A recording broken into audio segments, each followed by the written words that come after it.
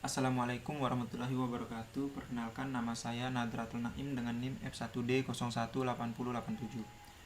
Di sini kami akan mempresentasikan hasil penelitian dari kelompok kami, di mana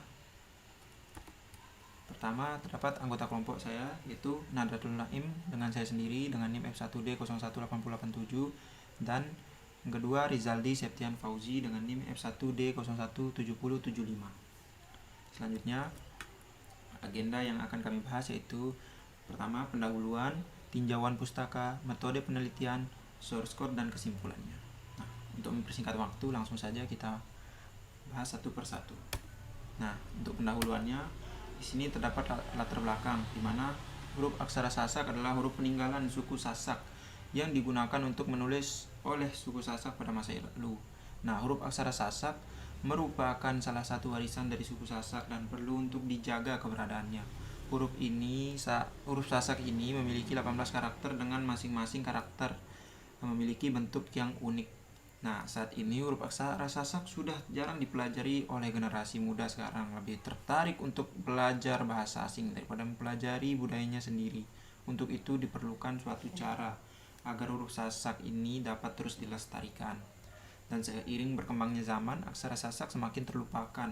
Maka dari itu, huruf ini harus dilestarikan dengan melakukan beberapa penelitian menggunakan kecerdasan buatan dan diimplementasikan ke dalam mesin atau komputer. Nah, implementasi dilakukan menggunakan beberapa metode, yaitu metode yang kami gunakan, di mana metode LVK dan ekstraksi ciri GLCM untuk mencari akurasi data citra gambar aksara Sasak. Selanjutnya terdapat rumusan masalah. Yang pertama, bagaimana membangun sebuah model pembelajaran mesin pengenalan huruf aksara Sasak menggunakan metode Learning Vector Quantization atau LVQ. Bagaimana yang kedua, bagaimana performa dari metode Learning Vector Quantization untuk melakukan pengenalan huruf aksara Sasak yang diukur dari segi akurasi. Kemudian terdapat tujuan di mana menghasilkan sebuah model pembelajaran mesin pengenalan huruf aksara Sasak berbasis LVQ, dan yang kedua mengetahui performa dari metode LVQ untuk pengenalan huruf aksara Sasak ini. Selanjutnya tinjauan pustaka. Nah, di sini terdapat dasar teori.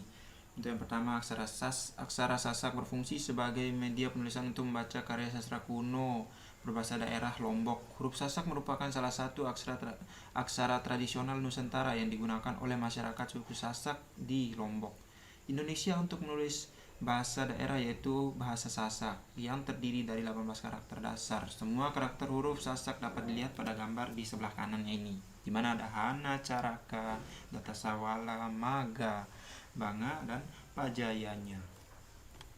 Kemudian terdapat metode untuk penelitiannya. Metode yang pertama untuk pre-processingnya dilakukan untuk membuat citra dari dataset yang ada agar lebih mudah diolah pada saat proses pelatihan. Pada pre-processing ini, pertama citra yang ada akan disamakan ukurannya terlebih dahulu dengan melakukan resize terhadap ukuran citranya. Ukuran yang digunakan pada penelitian ini, kami menggunakan citranya sebesar pixelnya itu sebesar 100 kali 100 untuk menentukan ukuran terbaiknya. Nah, setelah dilakukan resize, citra akan diubah dimensi warnanya menjadi citra grayscale. Nah, untuk prosesnya itu bisa dilihat di gambar sebelah kanan, di mana datanya akan diubah ke citra, terus di pre-processing, kemudian diekstraksi fitur menggunakan metode GLCM, dan diklasifikasi menggunakan metode LVQ, kemudian keluarlah hasilnya. Nah, selanjutnya di sini untuk ada GLCM, di mana GLCM itu adalah Gray Level Co-Occurrence Matrix, merupakan proses atau langkah awal dalam melakukan klasifikasi citra. Proses ini berkaitan dengan karakteristik citra, yaitu kombinasi yang berbeda dari nilai kecerahan piksel, tingkatnya warna abu-abu yang terjadi pada sebuah citra atau gambar. Analisis tekstur lazimnya dimanfaatkan sebagai proses untuk melakukan klasifikasi citra. Nah, bisa dilihat di sini ada beberapa ciri yang akan diolah nanti di GLCM itu, di mana ada kontras, homogenitas, energi, dan korelasi, di mana sudah ada juga rumus-rumusnya bisa dilihat. Nah, kemudian selanjutnya, nah ini metode utama yang kami gunakan, yaitu untuk mengklasifikasinya nanti. Nah, Di sini metode learning vector quantization adalah suatu metode untuk melakukan pembelajaran pada lapisan kompetitif yang terawasi. Suatu lapisan kompetitif akan secara otomatis belajar untuk mengklasifikasi vektor-vektor input. Kelas-kelas yang didapatkan sebagai hasil dari lapisan kompetitif ini hanya tergantung pada jarak antara vektor-vektor input. Nah, jika dua vektor input mendekati sama, maka lapisan kompetitif akan meletakkan kedua vektor input tersebut ke dalam kelas yang sama. Kemudian terdapat algoritmanya, bisa dilihat langsung di sini dengan untuk tampilan dari penggambaran dari algoritmanya dijalankan. Oke, selanjutnya kita langsung saja ke source code-nya ya. Ya, ini dia merupakan tampilan dari datanya, data yang kita olah. Di sini ada baca, daga, ini dan lainnya. Nah, di sini ada masing-masing 600 data. 600 data. Kemudian di sini seperti ini rupa tampilannya ya. Begitu. Seluruhnya semua gitu ya. Nah, ya, ini merupakan hasil uji dari menggunakan metode LVQ dengan data yang berjumlah 10.800 data, dengan masing-masing data memiliki 18 kelas. Tiap kelas memiliki 600 data masing-masing. Kemudian di sini kami mengolah data ini menggunakan metode GLCM sebagai ekstraksi ciri dari data seluruhnya. Ya, di sini yang pertama bisa kita lihat di mana terdapat beberapa library yang kami gunakan dengan importnya. Ya, beberapa library ini kami melihatnya juga ada di Stack Overflow, tapi ada juga beberapa library yang tidak kami gunakan, makanya dia banyak seperti ini karena kita hapus beberapa cara yang di bawahnya yang kita gunakan. Jadi, tapi di sini kami tidak menghapus import library-nya, makanya dia numpuk seperti ini.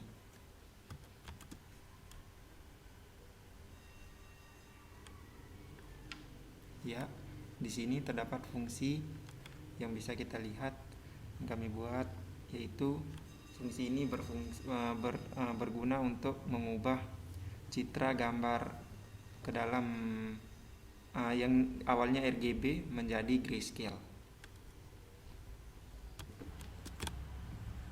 Ya, selanjutnya terdapat kelas data, di mana kelas data ini memiliki beberapa fungsi. Yang pertama, terdapat fungsi def init yang merupakan konstruktornya, yang terdapat parameter pet.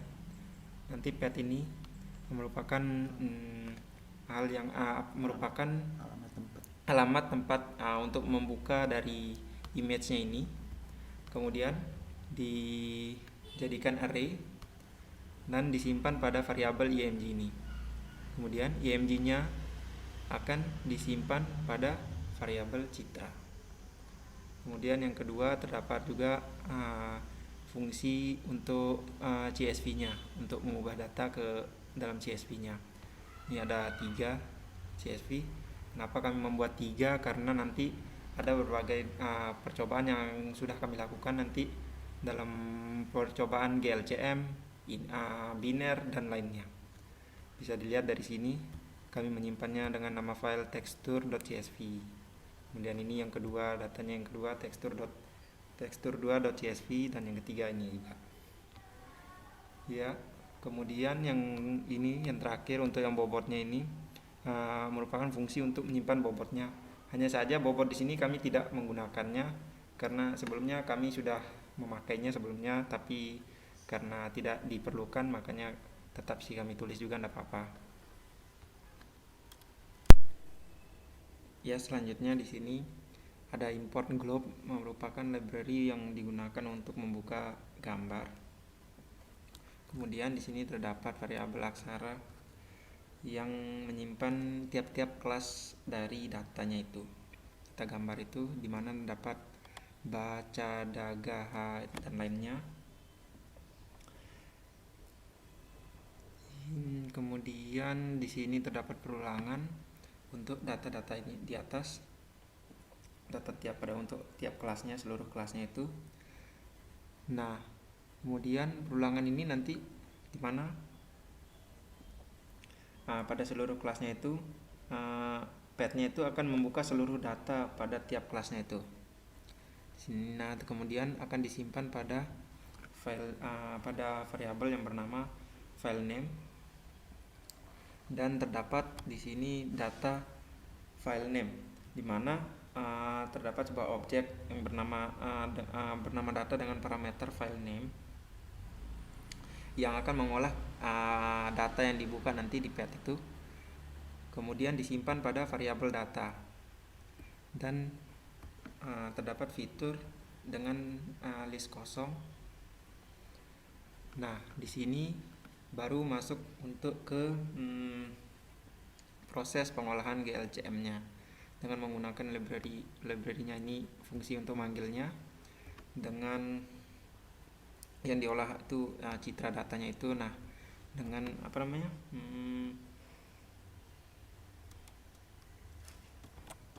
kemudian di sini terdapat variabel fitur dengan list kosong, di mana di sini kita akan masuk ke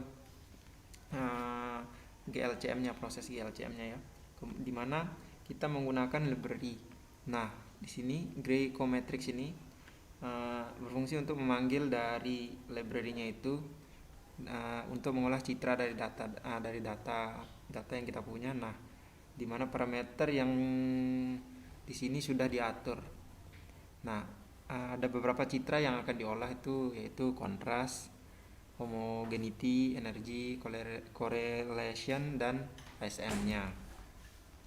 Nah, di sini terdapat di mana jika datanya masih kosong, maka akan disimpan dulu, akan dibuatkan dulu nama atributnya, di mana terdapat con dengan ini, home yang ini. Nah, di sini kemudian ada labelnya juga nanti. Nah, kemudian setelah datanya nama dari atributnya itu sudah ada, maka akan diisi dengan data-data yang sesuai dari nama dari variabelnya ini tadi yang akan kita olah. Akan disimpan pada indeks berapa, disesuaikan dengan namanya, kontras, homogeneity, energy, correlation, atau ASM-nya. Kemudian data yang diolah, data dari seluruh kelas tadi yang sedang dibuka nanti akan kemudian di sini dengan akan diberi label sesuai dari kelas yang ada pada aksaranya itu. Di sini ada baca, ada sesuai dari pad yang sedang dibuka. Nah, nanti akan dimasukkan ke fitur yang listnya kosong tadi.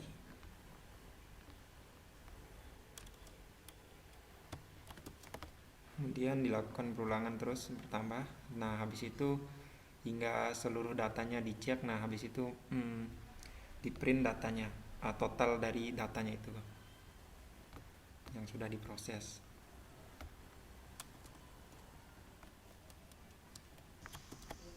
Nah, ini contoh dari fitur yang sudah digabung tadi di atas. Nah, seperti ini jadinya labelnya ini di sini belakang 1. Nah, ini dari isi dari data-datanya itu yang lain, yang 5 ciri tadi. Kemudian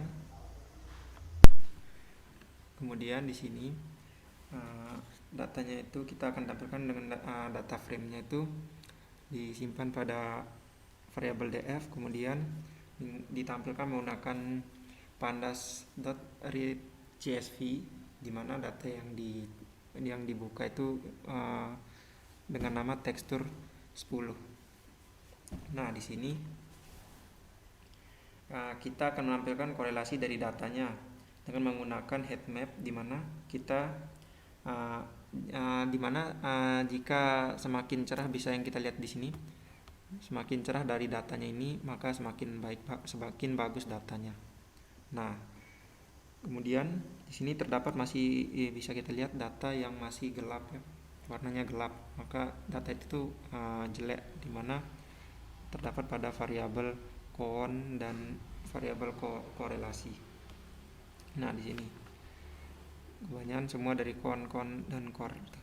Nah, Kemudian kita ingin menghapus data yang masih jelek itu, data yang jelek itu. Nah, maka kita hapus dari variabelnya itu dengan df.drop ini. Mana yang dihapus itu ini bisa kita lihat core dan seterusnya. Nah, dengan menggunakan ditampilkan terus dengan menggunakan headmap dengan library yang sama. Kemudian di sini dicek di datanya itu pada label di data itu atribut labelnya. Nah, dihapus data yang 18 terakhir tuh nggak diambil, makanya min 18 di sini karena data 18 terakhir ini merupakan data dari bobotnya. Kemudian di label.unique ini untuk menghapus data yang sama gitu. Contohnya seperti ini, misalnya kayak 0 ini sehingga cuman nampil satu aja, dan 18 0 sampai 17 ini merupakan jadinya ada 18 kan. Nah, itu dari aksaranya itu ya, dimana B, ba, ca dan lainnya.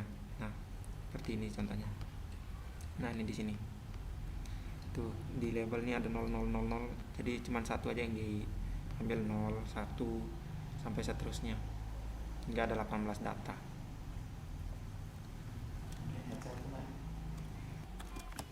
Ya, kemudian di sini ditampilkan data dari GLCM yaitu, tapi di sini namanya data biner karena sebelumnya kami sudah mengolah data dengan untuk yang menggunakan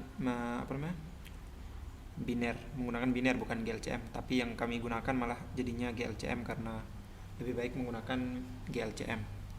Nah, di sini tertampil juga namun datanya sama tekstur 10 ini. Nah, ini penampakan dari data GLCM itu. Bisa dilihat seperti ini.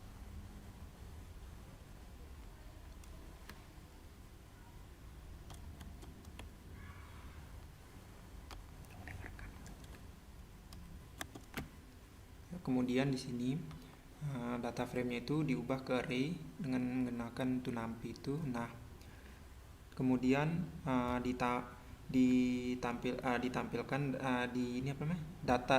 data yang di min 18 data terakhirnya itu yang dibaca. Kemudian yang tidak ada data bobot di belakang. Nah, kemudian yang bawahnya bobot akan dibaca dari belakang, dari panjang datanya itu diambil dari yang terbelakang sehingga diambil data bobotnya. Kemudian ditampilkan ternyata jumlah datanya dari bobot itu ada 18 data. Nah, kemudian ditampilkan bobotnya itu. Nah, di sini kita pakai float. Sebenarnya ini tidak diperlukan, namun kita nulis di sini karena sebelumnya itu kita pakai data biner. Nah, jadinya biner itu kita ubah dulu ke float. Nah, tapi kita sudah menggunakan GLCM maka tidak perlu tidak dibutuhkan sebenarnya float ini. Kemudian di sini kita buat learning inisialisasi learning rate-nya itu kita 0,01 kita buat. Nah, terus epoch-nya itu epoch 10 sebenarnya. Epoch-nya 10. Kemudian di sini kita kasih nilai untuk learning rate-nya itu sebesar 0,01. Terus untuk epoch-nya itu sebanyak 20.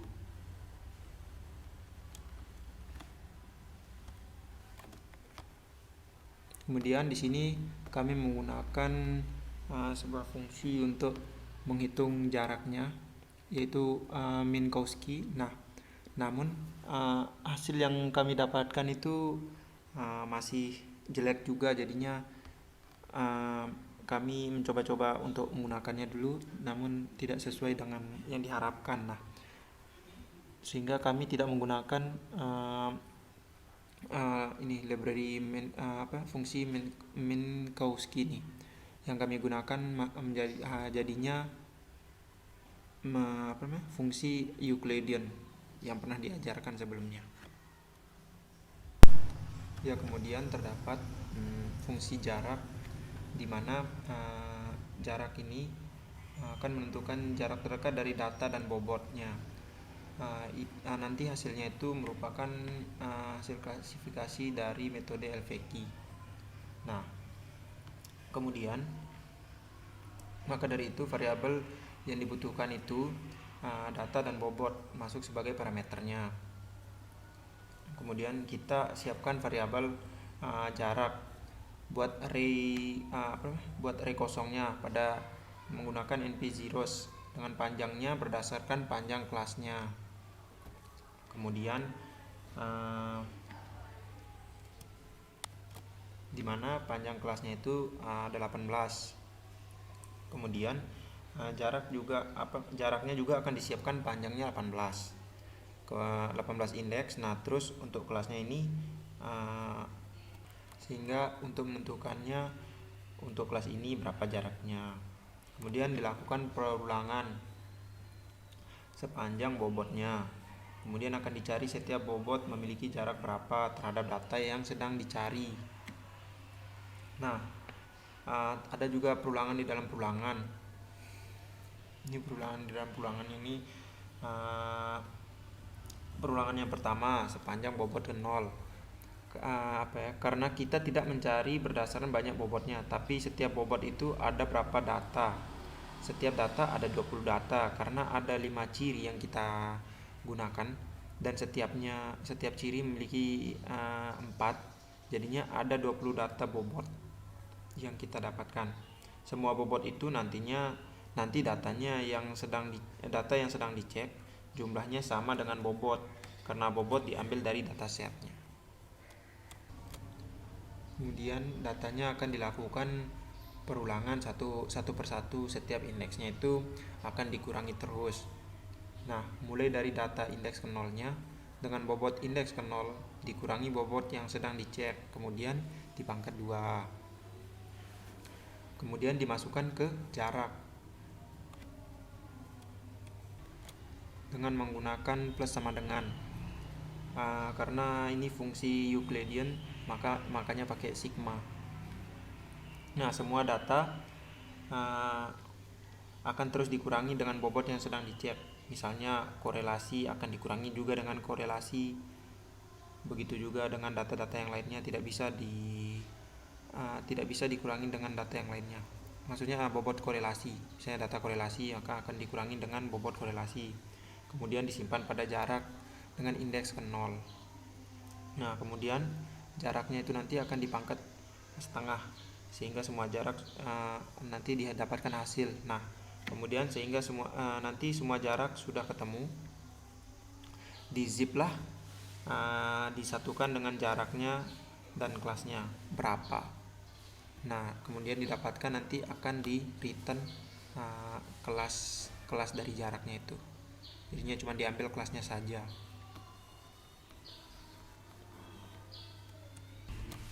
Kemudian terdapat fungsi update-nya. Kemudian terdapat fungsi update di mana memiliki parameter target, hasil, bobot, learning rate dan data. Nah, kemudian variabel nilai dibuat untuk menampung bobot barunya. Di mana nanti bobot barunya juga ini dibuat dengan array kosong. Kemudian perulangan sepanjang data. Mengapa sepanjang data? Karena data dan bobot itu panjangnya sama, jadi sama aja maksudnya. Setiap data ke i dan bobot ke i itu akan diolah. Kemudian ada kondisi apakah hasil dan targetnya sama. Nah, di sini akan ditanya nanti hasil dan targetnya apakah sama. Kalau sama maka dilakukan penjumlahan bobot lama plus hasil plus hasil dari ini bobot lamanya ini nanti akan dijumlahkan dari hasil kali learning rate dengan dengan data yang sudah dikurangi dengan bobot yang lama. Jika hasil dan targetnya tidak sama, maka akan dikurangi. Kemudian setelah nilai didapatkan akan terus di-append ke bobot yang baru, sehingga didapatkan 20 data bobot yang baru. Kemudian terdapat fungsi LVQ yang merupakan metode utamanya. Metode ini dipanggilnya metode jarak dan update yang tadi udah dibuat di atas. Kemudian, nah di sini yang diperlukan itu ada data, bobot, target, dan learning rate sebagai parameternya. Kemudian diproses. Nah, dilakukan perulangan sebanyak epoch yang ditetapkan tadi sebanyak 20 kali. Kemudian dicetak epochnya biar kita tahu udah epoch keberapa nanti. Nah, setiap epochnya akan dilakukan perulangan sebanyak datanya, maka akan dilakukan sebanyak 10.800 kali perulangan dalam satu epoch. Nah, kemudian setiap perulangan akan dicari hasil jarak bobot terpendek, sehingga dimasukkanlah jarak sama bobot yang tadi, kemudian didapatkan hasilnya.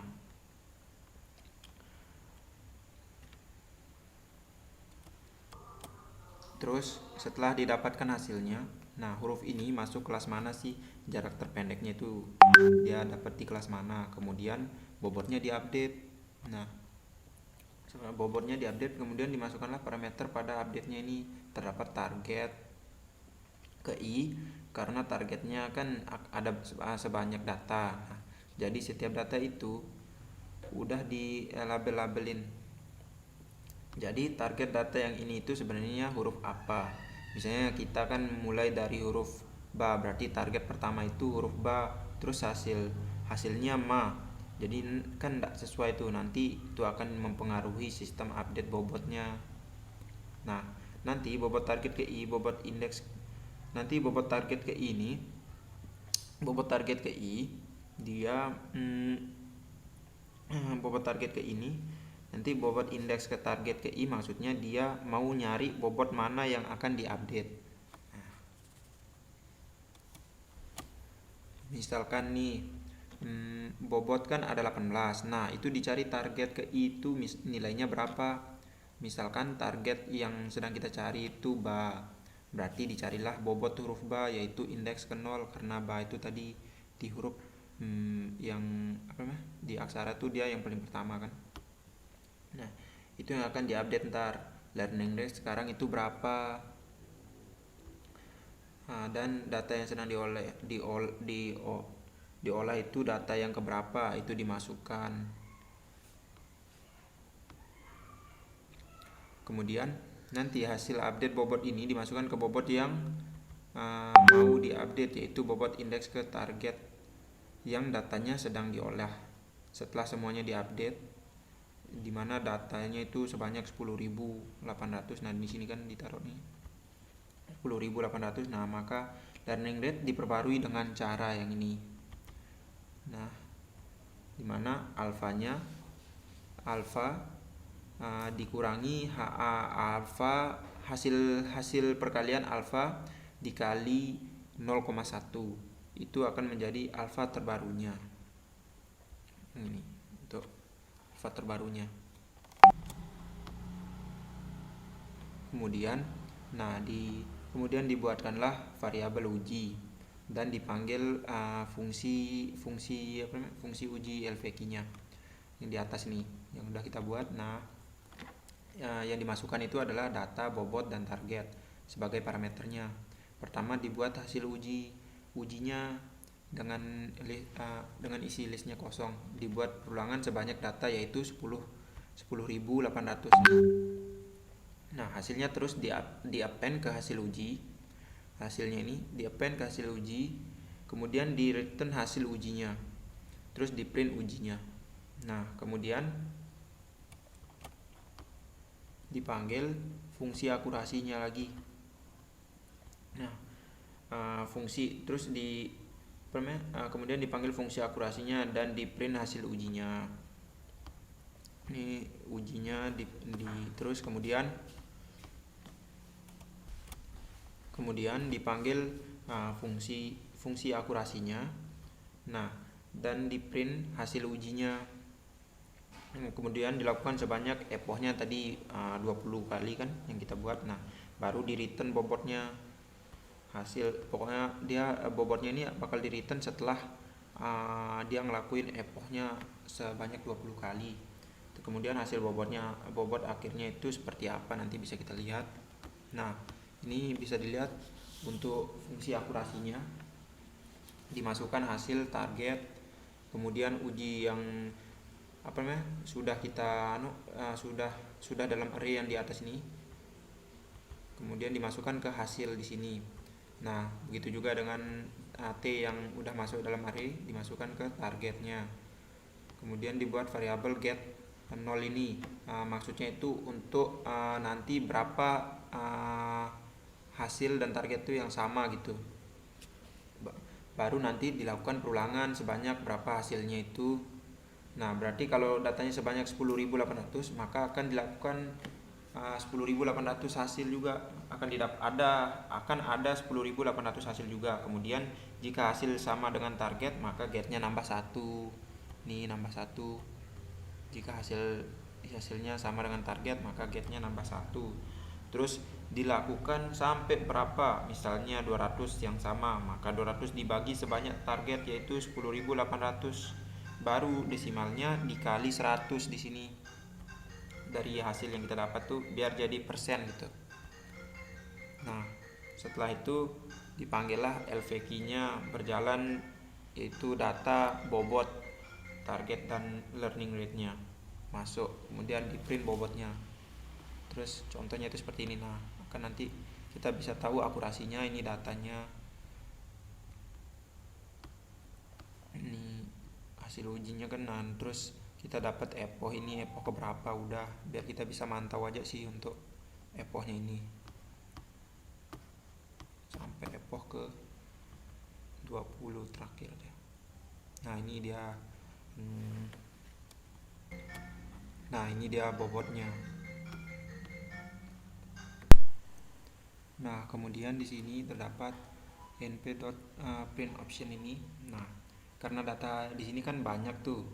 Nah, jadi akan disingkat jadinya jadi titik-titik nanti biasanya. Nah, nanti kita pakai ini untuk yang ini np.infinite ini. Nah, kita itu atur dia pakai ini biar semua datanya itu ketampil semua, jadinya enggak ada titik-titik, langsung semua datanya. Kemudian dicetak bobotnya. Untuk lihat bobotnya aja sih. Nah, terus dilakukan pengujian dari bobotnya ini yang sudah kita punya pakai uji LVQ. Dibuat variabel hasil, terus didapatkan nanti 10.800 hasil itu dibandingkan dengan T-nya nih. Nah, kemudian di print akurasinya dapat segini. Nah, terus ini untuk cuman nguji-nguji aja. Bobotnya itu dijadiin data frame, terus ditampilin bobotnya segini. Ini juga seperti yang di atas tadi, print bobotnya.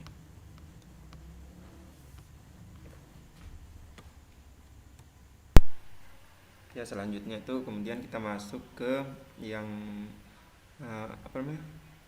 code untuk yang biner ya, menghitung biner yang menggunakan tadi. Sebelumnya kita menggunakan yang GLCM. Nah, yang ini yang contoh yang menggunakan biner, dimana kita import dulu matplotlib untuk membuka gambarnya nanti. Nah, untuk nampilin gambarnya itu yang sudah di resize. Nah, kemudian di sini kita coba data yang ma. Nah, habis itu di sini di data gambar ini kita akan ubah ke bentuk binernya antara 0 sama 1, dimana yang sebelumnya GLCM tuh datanya itu berupa float ya, 0, gitu. Nah, di sini kita pakai resize-nya itu kita coba untuk pixelnya 150 kali 50, 25 kali 25, dimana kita nanti coba gambarnya itu mana untuk yang terbaik. Bentuk gambarnya itu nanti akan tampil seperti ini. Nah, kayak gini. Nah, ini untuk gambar yang kalau kita pakai pixelnya itu 150 kali 150. Nah, ini yang 100. Nah, ini 50 dan ini yang 25. Ini yang 25 paling bawah, ini 25. Nah, itu Di sini kita dapetin itu, oh ini gambar aslinya nih. Nah ini yang saya pakai 150 kali 150, ini yang 100. Nah di sini kalau kita mau pakai yang 150 itu terlalu besar ya, jadinya kita pakainya yang 100 saja. Soalnya nanti untuk perhitungannya itu ditambah dikali dengan datanya itu 10.800 data, itu nanti berat sekali untuk ngerannya itu nanti. Nah kemudian dari itu dicek kan, itu diubah ke biner nanti. Nah didapatkan ini hasilnya itu seperti ini nanti. Nah kemudian kayak gini, 0 sama 255 terus 179. Nah didapatkan hasil seperti ini. Kemudian di flatten ya. Nah di flatten seperti ini. Setelah di flatten itu nanti diubah dia dimana, kalau dia 127 untuk angka yang 127 ke atas itu ke 255 itu dia berwarna putih. Nah kalau untuk yang 1 sampai 127 itu dia berwarna 1 sampai 26 tuh dia berwarna hitam. Nah makanya diubah jadi biner seperti ini. Jadi tinggal 0, 1, 1, 0 sama 1 aja. Nah karena sebelumnya itu Pak Pasek mengajarkan kita untuk tugasnya itu kita pakai yang biner, makanya kita tes yang pakai yang biner apakah hasilnya berbeda dengan yang menggunakan GLCM. Namun setelah itu kita coba lagi pakai yang cara yang seperti tadi sama kayak yang GLCM itu. Nah dibaca datanya kemudian untuk epochnya juga sama semua, kemudian update uji LVQ nya juga sama semua. Nah tapi didapatkan hasil juga yang sama. Nah sebelumnya di sini kan epochnya 20 tuh kita pakai, tapi di sini yang keren tuh cuma 8 karena memorinya udah nggak bisa nyimpen gitu, jadinya dia bisa nyampe 8 epoch aja. Nah dan akurasinya didapat itu tetap 5 juga. Jadi mungkin tidak ada bedanya, tidak tahu juga entah kenapa hasilnya itu juga sama sini. Jadinya segini akurasi yang kami dapatkan dari menggunakan metode LVQ ini dengan cara ekstraksi ciri GLCM ataupun biner grayscale. Oke, terima kasih. Nah kan sebelumnya itu kami mendapatkan akurasi yang sangat kecil menggunakan code kami. Nah kemudian kami penasaran apakah ada yang salah dengan code kami. Terus kami mencari code yang sudah dipublish di internet, dimana code itu sudah teruji. Nah kami dapatkan code ini. Nah di sini uji LVQ yang dilakukan oleh orang ini nih, code ini sudah mendapatkan akurasi yang benar-benar bagus gitu. Terus kami coba masukkan data kami, ganti dengan datanya orang ini. Nah tapi didapatkan juga hasil yang ini data kami yang kami masukin. Nah tapi akurasinya itu ternyata tetap kecil juga yang kami dapatkan. Jadi mungkin karena akurasi ini mungkin diakibatkan oleh data kami yang mungkin masih benar-benar ribet didapatkan akurasi yang bagus gitu. Ya mungkin sekian dari video kami. Ya kemudian kita di sini kami mencoba untuk pakai 10 data per kelasnya ya. Tiap kelasnya kita cuman pakai 10 datanya aja.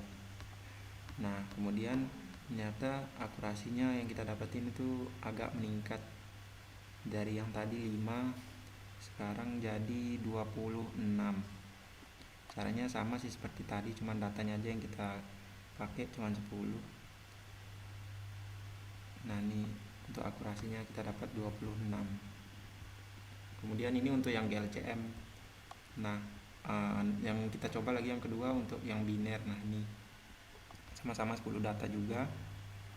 Yang kita dapat akurasinya itu juga meningkat, tapi lebih bagus untuk menggunakan yang GLCM dari menggunakan metode yang biner grayscale. Nah di sini yang kita dapat akurasinya itu